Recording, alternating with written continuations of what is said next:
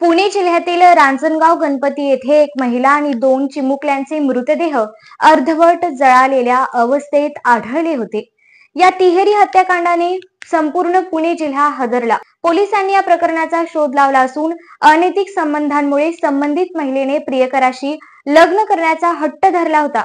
त्यामुळेच महिलेची आणि तिच्या दोन मुलांची निर्घृण हत्या केल्याचे समोर आले आहे। या प्रकरणी पोलिसांनी मुख्य आरोपी गोरख बोखारे याला अटक केली आहे।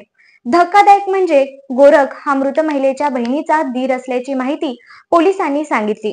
स्वाती केशव सोनवणे, वय 25 वर्षे, राहणार वाघोरा, तालुका मजलगाव, जिल्हा बीड।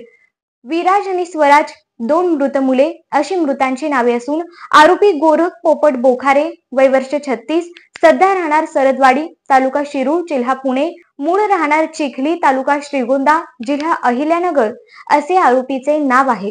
याबाबत पोलिसांनी दिलेली माहिती अशी की 23 मे रोजी आरोपी गोरख पोपट बोखारे हा आपल्या दुचाकीवरून स्वाती आणि तिच्या दोन मुलांना आळंदी येथून शिरूर तालुक्यातील सरदवाडी येथे घेऊन जात होता।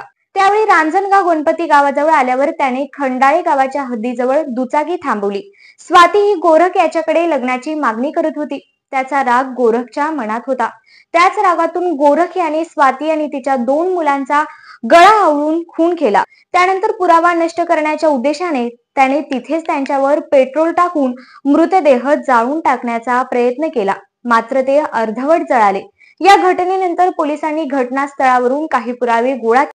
त्यानंतर आरोपी गोरख बोखारे याला अटक केली। आरोपीवर भारतीय दंड संहितेच्या संबंधित कलमांनुसार गुन्हा दाखल करण्यात आला आहे।